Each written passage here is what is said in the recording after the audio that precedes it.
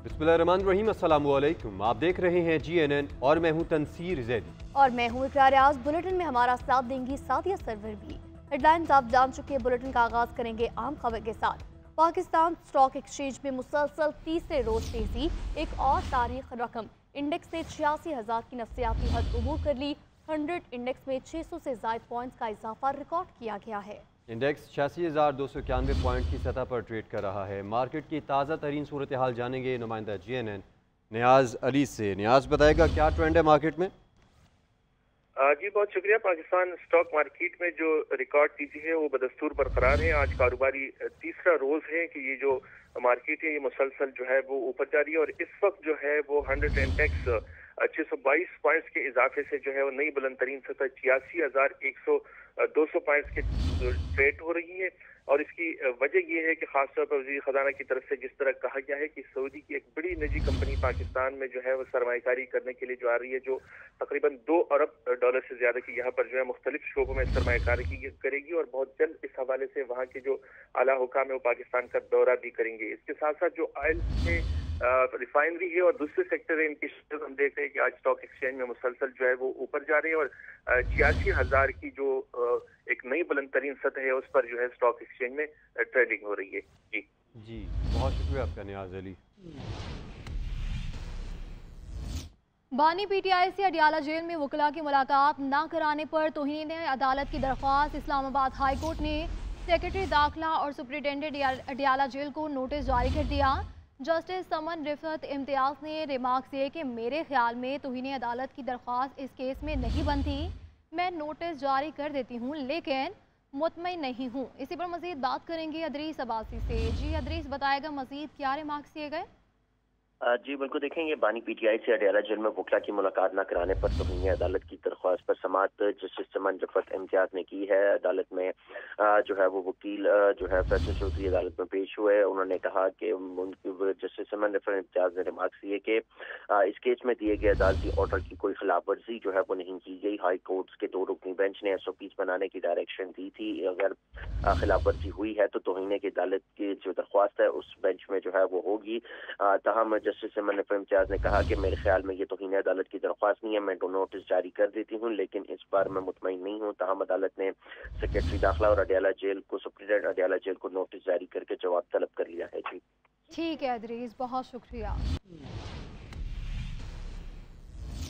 खबर यह है कि डी चौक में एहतजाज पर तहरीक इंसाफ के कारकुनों के खिलाफ केस। इस्लामाबाद की इंसदाद दहशतगर्दी की अदालत ने तहरीक इंसाफ की 9 खवातीन कारकुनान की जमानत मंजूर कर ली।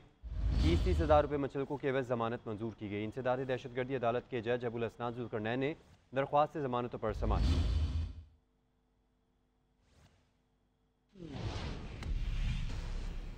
मखसूस नशिस्तों से मुतालिक इलेक्शन कमीशन का अहम तरीन इजलास आज होगा। मखसूस नशिस्तों की अलॉटमेंट से मुतालिक स्पीकर कौमी असम्बली के खत पर गौर किया जाएगा। नए इलेक्शन तरमीमी एक्ट और अदालती फैसले से मुतालिक तबादला ख्याल किया जाएगा। गुज़िश्ता रोज़ पार्लिमानी रहनुमाओं की दरख्वास्त पर स्पीकर ने कमीशन को खत भेजा था। याद दहानी कराई गई। आईनी तरमीमी बिल 2024 मंजूर हो चुका। इलेक्शन कमीशन जल्द खातीन और गैर मुस्लिम अराकीन की नशिस्तों के हवाले से फैसला करे। पार्लिमानी रहनुमाओं ने स्पीकर से मखसूस नशिस्तों के अलॉटमेंट न होने पर तशवीश का इज़हार किया है। इस पर बात करेंगे आतिफ भट्ट से। जी आतिफ भट्ट, इस मुतालिक आगाह कीजिएगा। जी, स्पीकर कौमी असम्बली सरदार अयाज सादक की जानब से इलेक्शन कमीशन को एक बार फिर याद दहानी का खत लिखा गया था और वो खत इलेक्शन कमीशन को मौसूल हुआ, जिसके बाद अहम इजलास जो है वो बुला लिया गया है। इलेक्शन कमीशन का ये अहम इजलास आज होगा। चीफ इलेक्शन कमिश्नर की ज़ेर सदारत इजलास में जो स्पीकर कौमी असम्बली का खत है वो मेंबरान कमीशन के सामने पेश किया जाएगा। स्पीकर के लिखे गए खत का तफसीली जायजा लिया जाएगा और स्पीकर ने अपने खत में इलेक्शन एक्ट 2024 का हवाला देते हुए जो मखसूस नशिस्तें हैं वो फौरी तौर पर अलाट करने की इलेक्शन के लिए कमीशन को लिखा है कि इलेक्शन एक्ट पर जो है वो इलेक्शन कमीशन अमल करे। और इस हवाले से इलेक्शन कमीशन को ये भी कहा गया कि आपको पहले भी ये खत लिखा लेकिन उसका अब आपने अभी तक जवाब नहीं दिया और ये याद दहानी का खत जो है वो लिखा जा रहा है। और अब इलेक्शन कमीशन आज जो इजलास अहम करने जा रहा है उसमें स्पीकर कौमी असम्बली के खत का जायजा लेकर उसको जवाब देंगे। जी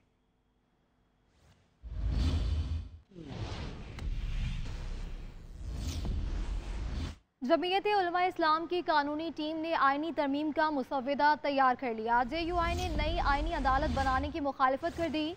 JUI ने आईनी अदालत की बजाय चीफ जस्टिस सुप्रीम कोर्ट की ज़ेर निगरानी आईनी बेंच बनाने की तजवीज़ शामिल की है। मौलाना फजल रहमान मुसव्विदे को हुकूमती और अपोजिशन अरकान से शेयर करेंगे। इसी पर मज़ीद बात करेंगे मोइन अजहर से। जी मोइन, बताएगा मुसव्विदा तैयार कर लिया गया?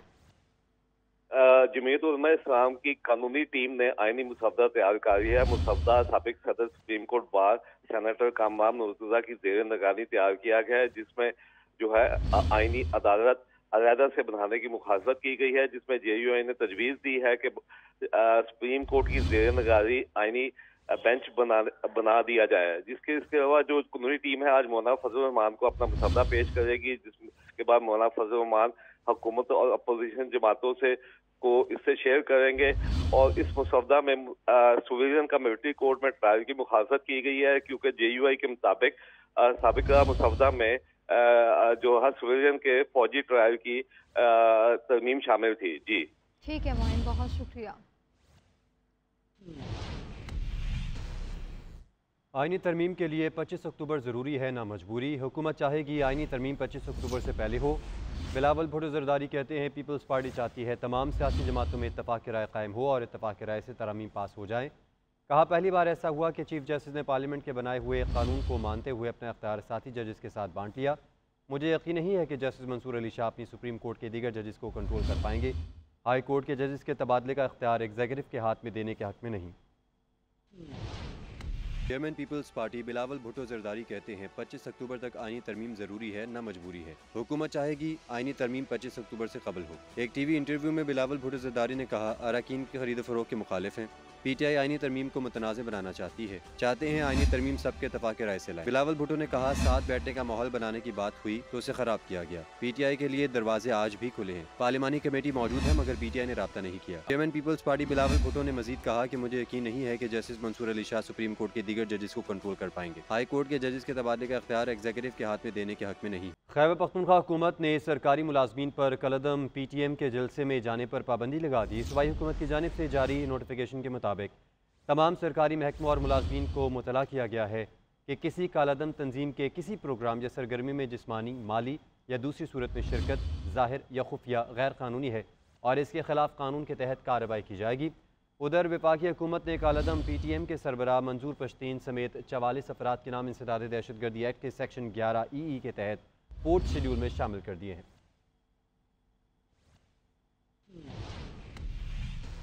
आपको अहम खबर दें, सऊदी अरब के साथ मुख्तलिफ शोबों में सरमायाकारी के लिए तकरीबन 30 मुआहिदों पर दस्तखत किए जाएंगे और सऊदी अरब की जानिब से 2027 तक $5 अरब से ज़ायद की मजमूई सरमायाकारी होगी। मजमूई तौर पर हुकूमती और निजी शोबे से तकरीबन 40 कंपनियों का वफ़द पाकिस्तान सरमायाकारी के लिए पहुँचेगा। सऊदी अरब की जानिब से पाकिस्तान में ज़्यादा सरमायाकारी निजी शोबा करेगा। इसी पर मज़ीद बात करेंगे ब्यूरो चीफ इस्लामाबाद मियाँ शाहिद से। जी मियाँ शाहिद, बताएगा इस मुतालिक। देखिए, SCO कॉन्फ्रेंस से पहले आज बड़ा वफ्द सऊदी अरब से इस्लामाबाद आएगा और 40 कंपनियों पर मुश्तमिल ये वफ्द होगा और सऊदी अरब के साथ मुख्तलिफ शोबों में सरमायाकारी के लिए तकरीबन 30 मुआहिदों पर और MOUs पर साइन होंगे और इसमें ज़राअत, इंफॉर्मेशन टेक्नोलॉजी, कंस्ट्रक्शन मटीरियल के मुआहिदे जो हैं उस पर दस्तखत होने का इम्कान है। सऊदी वफ्द पेट्रोलियम के शोबे और पावर सेक्टर के मुआहिदों पर दस्तखत करेगा। Food security, meet export, Pakistani rice export के लिए भी मुआहिदों पर दस्तखत किए जाएंगे। माइनिंग, ऑयल रिफाइनरीज और रेलवे के लिए तयशुदा मुआहिदों पर जो है पेशरफ्त होने का इम्कान है और सऊदी अरब के साथ सरमायाकारी मुआहिदों के लिए फ्रेमवर्क तैयार कर लिए गए हैं और सऊदी अरब की जानिब से 2027 तक $5 अरब से ज़ायद की मजमूई सरमायाकारी किए जाने का इम्कान है और इब्तदाई तौर पर सऊदी अरब और पाकिस्तान के दरमियान $2 अरब की सरमायाकारी के MOU साइन होंगे और पहले मरहले में सऊदी अरब से निजी शोबा पाकिस्तान में तकरीबन $1 अरब की सरमायाकारी करेगा। निजी शोबा शाहिद, बहुत शुक्रिया। खबर यह है कि मुजव्वज़ा आईनी तरामीम के खिलाफ पेशावर हाई कोर्ट में दरख्वास्त दायर कर दी गई। दरख्वास्त में आईनी तरामीम का मुसवदा पब्लिक करने की सदा की गई है। दरख्वास्त में मौक़िफ़ अपनाया गया है कि आईनी तरामीम पर आवाम के तहफ़्फ़ुज़ात हों तो मुशावरत के साथ इसको हल किया जाए। मज़ीद जानते हैं नुमाइंदा GNN इमरान खान से। इमरान, बताइएगा क्या डिटेल्स हैं? जी बिल्कुल, आज पेशावर हाई कोर्ट में आईन तरमीम के खिलाफ दरख्वास्त दायर कर दी गई है। दरख्वास्त जो है बुशरा गौहर ने अली गौहर दुरानी एडवोकेट के वसात से की है। दरख्वास्त में ये कहा गया है कि आईनी तरमीम का मुसवदा पब्लिक किया जाएगा और जो भी तरमीम होगी वो अवाम के सामने लाई जाए। इसमें यह भी कहा गया है कि आईनी तरमीम पर अवाम के तहफ़्फ़ुज़ात हो तो मुशावरत के साथ इसको हल किया जाए। अटाई तरमीम पर कमेटी बनाई जाए और बाकायदा जो अवाम की राय है उसको सुनने के लिए वक्त दिया जाएगा। दरख्वास्त में यह भी मौक़िफ़ इख्तियार किया है कि अटाई तरमीम में 800 से ज़ायद तजवीज़ आई थी, तो दरख्वास्त में जो वफाकी हुकूमत और वज़ारत कानून को फरीक बनाया गया है उनमें से ये भी कहा गया है कि अटाई तरमीम पर रोजाना 5-5 घंटे बैठ के वक्त दिया गया था। तरमीम बिल को कौमी असम्बली और सेनेट में लाने से पहले इस पर आवाम की जो राय है लेनी चाहिए। ये अली गौहर दुरानी एडवोकेट आवाम को ये पता होना चाहिए। इमरान खान, आप इस हवाले से हमें बता रहे थे, आपका बहुत शुक्रिया।